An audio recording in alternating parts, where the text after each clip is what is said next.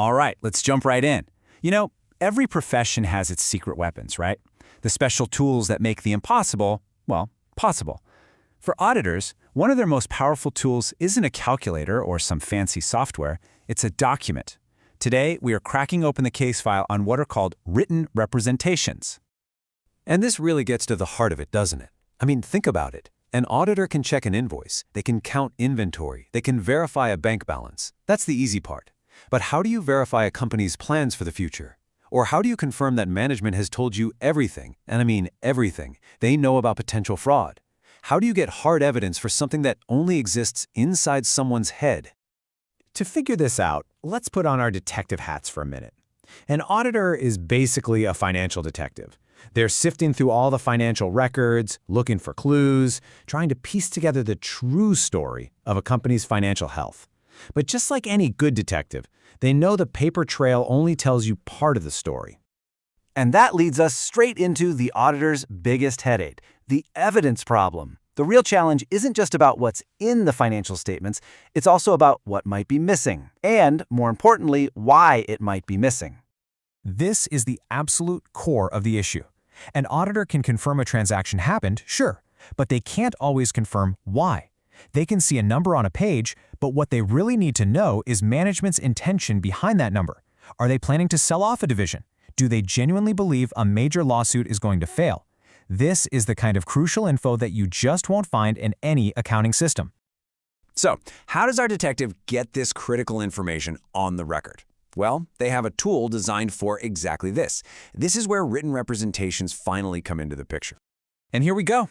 This diagram from our source material. This is our roadmap. Think of it like the central piece of evidence in our whole investigation today. It lays out precisely how this process works. You can see how management's responsibilities connect directly to the evidence the auditor needs. Okay, let's start breaking down the key pieces. So, at its simplest, that's what we're talking about. It's management, putting down in writing that they are confirming key facts, judgments, and their intentions directly to the auditor. It's basically a way of taking what's in their heads and putting it down on paper as formal, usable evidence.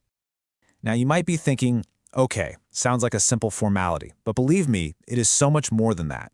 This document is literally a cornerstone of the entire audit.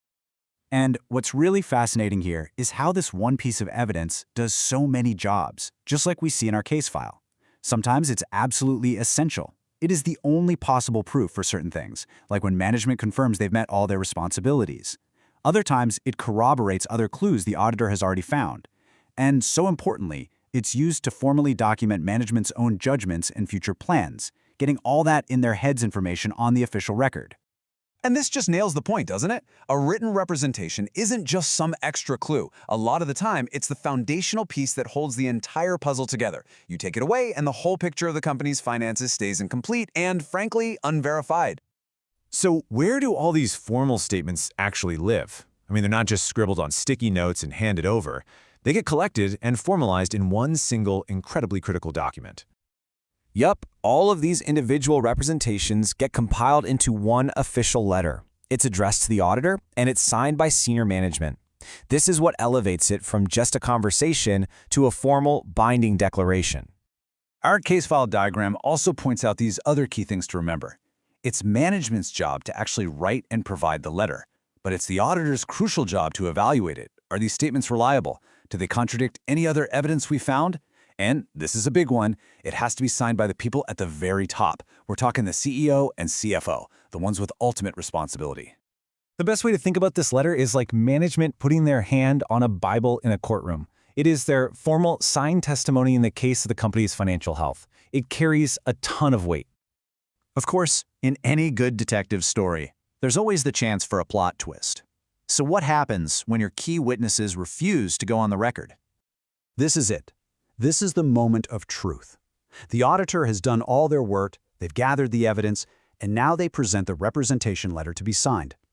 What if management just looks at it and says, nope, we're not signing that? The consequences here are just night and day.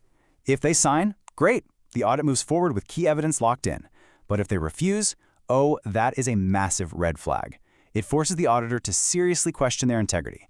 This can lead to something called a disclaimer of opinion. That's basically the auditor telling the whole world, hey, We couldn't get the evidence we needed, so we can't tell you if these financial statements are true, and that can be absolutely devastating for a company. In our detective story, this is like the prime suspect completely refusing to give a statement. You know what they say? Their silence speaks volumes. It casts this huge shadow of doubt over everything the auditor has seen, making it pretty much impossible to close the case with any confidence. But let's be crystal clear about something. Getting that signed letter is a huge, critical step, but it doesn't mean the case is closed.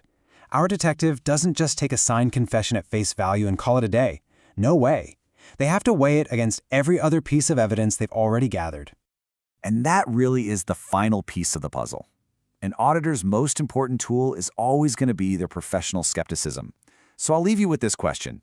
If you were the detective and you had that signed confession right there in your hand, what other clues would make you start to doubt it? What would make you think, there's still more to this story?